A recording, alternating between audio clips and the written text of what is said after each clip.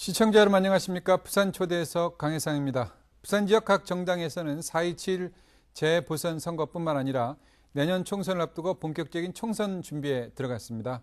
특히 부산의 민주당은 서부 상권을 중심으로 부산 시민에게 사랑받는 정당으로 그리고 한나라당의 대안 세력으로 자리 잡겠다는 포부를 밝혔는데요.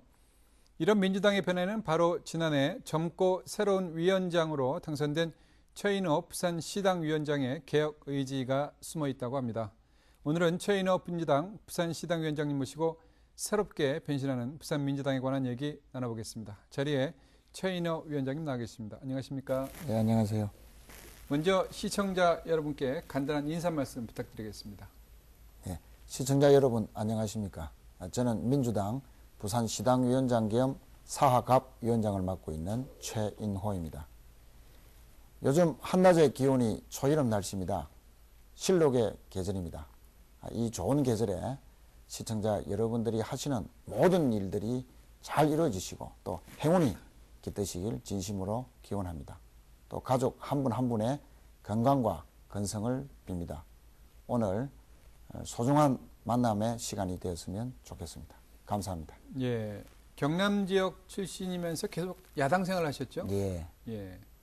예, 제가 태어난 곳은 강서입니다만 저는 줄곧 커온 곳은 그 경남 창녕입니다. 예. 아버님께서 공직을 맡으시면서 경남 창녕으로 전권 가셔서 제가 중학교 2학년 때 부산으로 올 때까지 근무를 하셨기 때문에 저희 어릴 때 기억은 다 창녕입니다. 그래서 사실상 고향은 창녕이고요.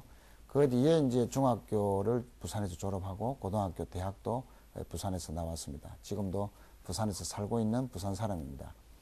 제가 정치에 입문하게 된 것은 1998년도 노무현 당시 새정치국민회의 부총재께서 정치에 입문하라는 권유를 받고 제가 입당하면서부터 정치를 했습니다. 그리고 그 뒤에 열린우리당을 거쳐서 지금의 민주당에 이르기까지 저는 줄곧 한 당만 지켜오고 있는 셈입니다. 예, 원외이시면서 부산시당 위원장으로 당선되셔서 주목을 받았지만 우려도 많았는데 당선 후 활동해 보시니까 어떠십니까? 예, 제가 작년 10월부터 시당 위원장 임기를 시작했습니다. 제가 일복이 많아서 그런지 제가 취임한 뒤에 부산에서는 참 많은 일들이 벌어졌습니다. 예. 예를 들면은 부산 시민들의 수돗물을 대부분 정수하고 있는 김해상동 메리 치수장 인근에 300만 톤이라는 불법 산업 폐기물이 발견되었습니다. 그래서 수돗물 안전에 대한 시민들의 걱정이 상당했습니다만 저희들은 이런 부분들이 어떻게 해서 이렇게 벌어질 수 있었는지 진상규명을 아주 강하게 벌였고요. 또 그 뒤에 저축은행 사태가 벌어져서 왜 이런 부실이 일어났고 또 왜 이렇게 서민들에게 고통을 주는지 그 진상규명을 위해서 나름대로 열심히 해왔습니다. 또 한진중공업에서 대량 해고가 됐을 때도 그 아픔을 같이 하고자 노력했고 최근에는 신공항 백지화를 반대하고 반드시 가덕도에 신공항을 유치해야 한다 하는 그런 각오로 시민들과 함께 열심히 활동했습니다. 근래에는 원자력 문제가 시민들의 또 커다란 관심을 갖고 있습니다만 저희들이 시민들의 안전을 위해서 원자력 문제도 깊이 있게 대응을 하고 있습니다. 그래서 이런 활동을 하는 가운데에서 중앙당에서도 많은 지원을 했었고 특히 젊은 국회의원들이 부산시당의 활동에 대해서 많은 지원을 했기 때문에 시당으로서는 크게 부족함이 없이 활동을 해왔다 이렇게 말씀을 드리고 이렇게 이제 7, 8개월 동안 열심히 하다 보니까 최근에 여론조사에서 부산에서 민주당이 거의 2배 이상 지지율이 올라갔다는 그런 보고서도 제가 접했습니다. 그래서 야당답게 잘한다 하는 그런 시민들의 격려가 많이 올라간 걸로 그리 분석이 되고 그래서 앞으로 야당다운 야당, 대안을 가진 정책 야당으로서 부산 민주당을 만들기 위해서 더욱더 노력할 생각입니다. 지역 현안에 깊은 관심을 갖고 활동을 많이 하셨는데 서두에도 얘기했지만 노무현 전 대통령과도 인연이 꽤 깊으시죠? 네, 저는 노무현 대통령과는 이제 1988년도 제가 부산대 학생회장 하던 시절부터 인연을 맺었습니다. 1988년은 노무현 전 대통령께서 중동구에서 국회의원으로 처음 당선되던 해입니다. 예. 그래서 제가 학생회장을 맡으면서 노무현 후보의 국회의원 당선을 위해서 많은 지원을 한 것이 개인적으로 아주 가깝게 되었던 그런 계기가 되었고요. 그 뒤에 제가 시민운동을 그만두고 정치에 입문하게 된 것도 노무현 대통령께서 권유했기 때문에 했고, 또 그 뒤에 대통령 후보로서 또 할 때도 제가 가까이서 보좌를 했고, 특히 대통령이 되신 뒤에는 제가 청와대 부대변인과 국내 언론 비서관을 하면서 국정도 대통령을 가까이서 보좌를 했습니다. 그래서 노무현 대통령과는 저는 뭐 뗄 수 없는 그런 아주 깊은 인연을 맺고 있고, 특히 노무현 대통령은 저에게는 정치적 스승이시고 예. 또 저를 아주 지금까지 있게 해주신 그런 정치적인 후원자다, 이렇게 말씀드릴 수가 있겠습니다. 예. 청와대 비서관 출신이시면서 부산에서 어떻게 보면 힘들다고 볼 수 있는데 야당 생활을 시작하셨는데 뭐 특별하게 이유가 있습니까? 네, 과거 민주화 운동을 했던 분들 중에서 또 한나라당에 가서 또 성공을 한 분들도 더러 많이 계십니다. 그러나 이 성공을 위해서 저의 이제 또 가지고 있는 소신이나 예. 철학도 중요하기 때문에 성공이라는 것이 형식적으로 국회의원이 되었다 또는 대통령이 되었다, 뭐 이런 것도 물론 중요합니다만 제가 가지고 있는 소신과 양심도 더 중요하지 않을까, 예. 그렇게 생각을 합니다. 그래서 먼 훗날에 제가 제 인생을 평가할 때 가장 자부심을 가질 수 있는 것은 형식적으로 무엇이 되었다라는 것보다는 내 양심과 지조와 소신을 얼마나 지켰다 하는 그런 점에서 저를 긍정적으로 평가할 것 같습니다. 소신과 원칙으로 힘들어도 정도를 걷는다는 노무현 대통령의 정신으로 앞으로도 저도 뚜벅뚜벅 걸어갈 각오입니다. 그러다 보면은 이곳 부산에서도 반드시 부산 시민들께서 민주당을 하고 있는 저희들에게도 일할 수 있는 소중한 기회를 주시겠다, 그렇게 믿고 열심히 하고 있습니다. 예. 개인적인 질문을 좀 드려보겠습니다. 얼마 전에 아기 돌잔치를 했다고 들었습니다. 아, 예. 예, 예. 나이가 좀 있으신데 지금 아기 돌잔치라면 좀 늦다고 생각이 되는데 예. 왜 그렇게 늦게 아이를 보셨는지요? 아, 예. 제가 이제 우리나라 나이로 46이니까 예. 작년에 아기를 봤으니까 45세 첫 아기를 예. 봤습니다. 뭐 특별한 이유는 아니고 제 아내와 이제 결혼 약속을 했는데 그때 집사람이 이제 대학을 다시 들어가겠다라고 했습니다. 그래서 예. 평소에 꿈이 이제 의대에 진학하는 것이었는데, 그래서 한번 해보라 했더만 실제로 또 하더라고요. 예. 그래서 결혼하던 해 저희 아내가 나이가 29이었고 저는 뭐 32살이었습니다만, 그래서 이제 이왕 늦은 김에 그러면 대학 졸업하고 애를 가지자라고 했는데, 막상 아내가 이제 어디 졸업하니까 제가 또 바빠졌습니다. 예. 그래서 중국에 유학도 잠시 갔었고, 또 청와대에 한 2, 3년 근무하다 보니까 또 떨어져 있었고, 이러다 보니까 나이가 이제 40이 넘어버렸습니다. 그래서 이제 많이 초조해졌는데, 다행히도 재작년에 이제 아이를 가졌고, 예. 그래서 건강한 아이를 작년에 낳았습니다. 그래서 이름이 이제 제 딸 이름이 은솔입니다. 은솔이요? 예, 예, 은솔이. 그래서 요즘 뭐 재롱을 좀 피우는데 눈에 넣어도 안 아프다 하는 날이 실감 날 정도로 예. 그렇게 아주 귀엽게 잘 자라고 있습니다. 알겠습니다. 시당위원장으로 당선되신 후에 민주당의 인적 개혁을 위해서 부산발전 비전위원회를 발족하신다고 들었는데 이거 어떻게 진행되고 있습니까?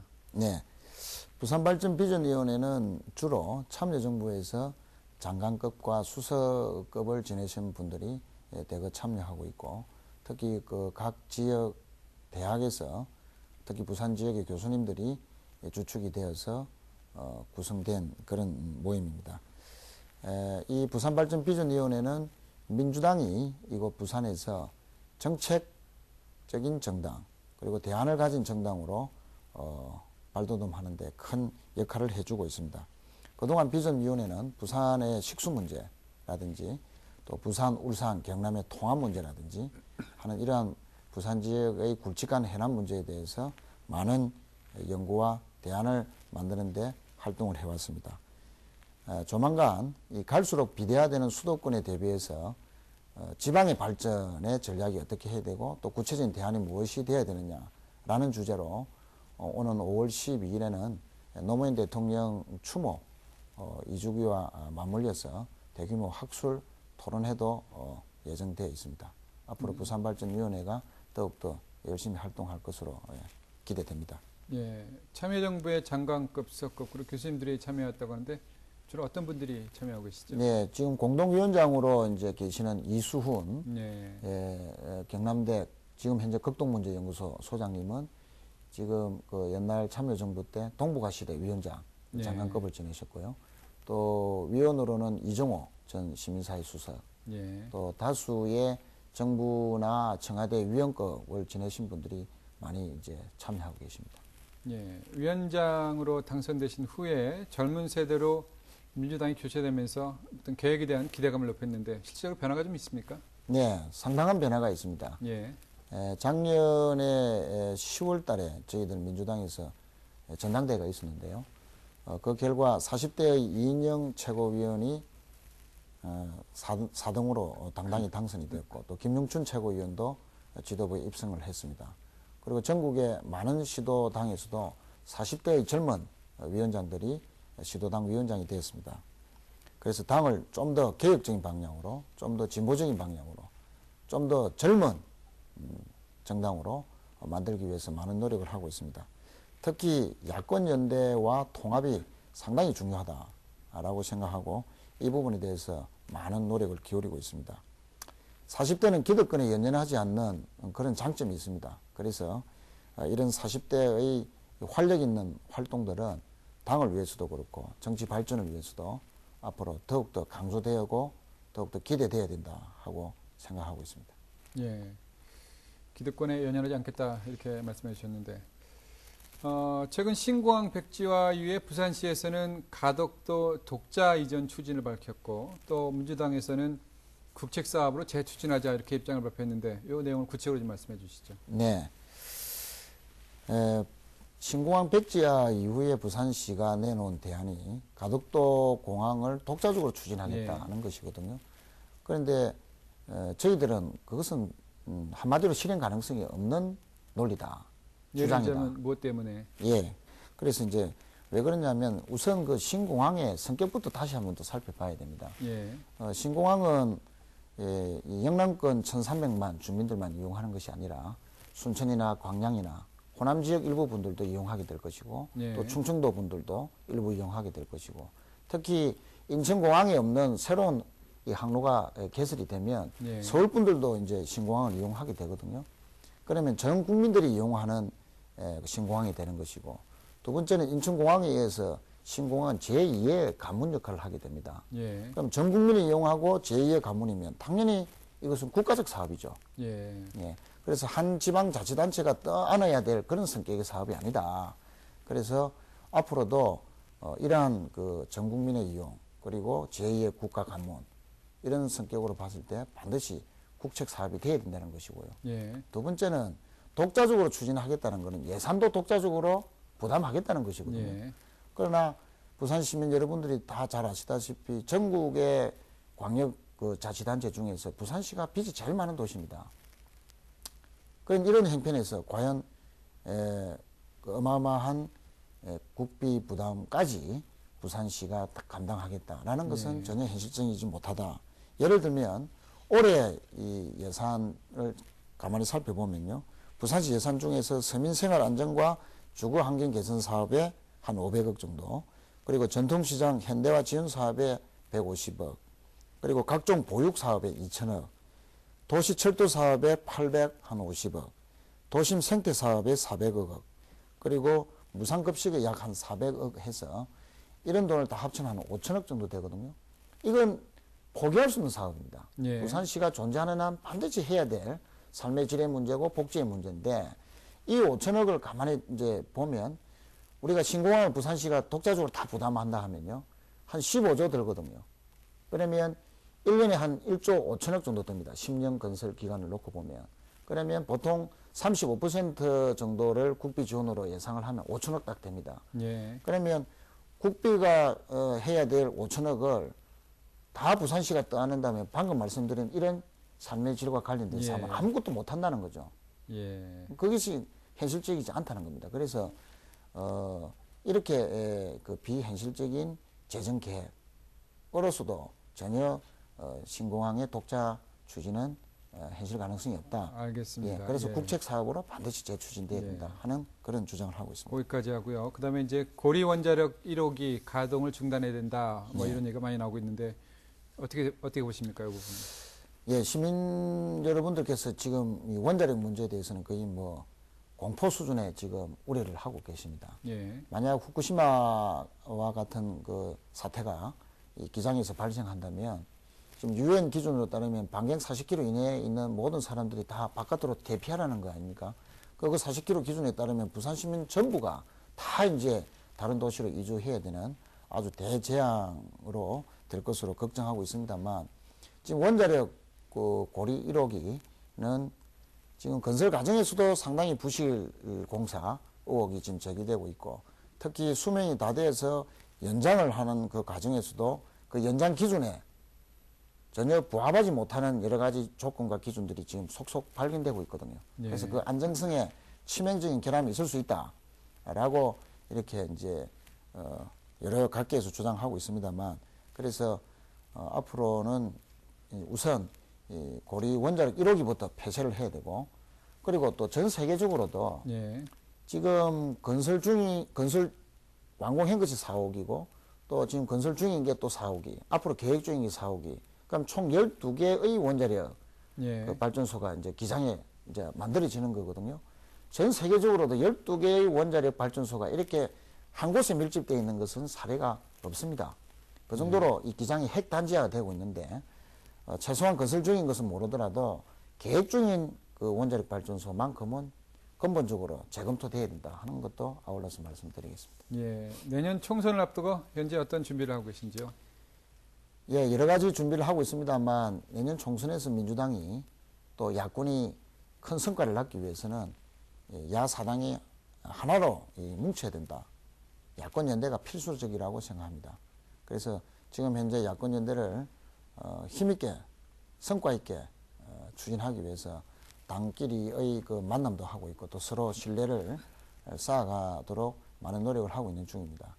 한 가지 말씀을 더 드리면 야권 연대는 좋은 구도입니다만 다만 이것이 갈라먹기식으로 뭐 민주당은 몇 석 또 국민참여당은 몇 석 민노당은 몇 석 이런 식으로 후보를 갈라먹기식으로 해서는 곤란하다. 예. 즉 좋은 인물로 야권 연대가 되어야만이 시민들이 그 인물을 믿고 단일 후보를 지지해 주시지 않을까 그렇게 생각합니다. 개인적으로는 저는 이곳 사하갑 예.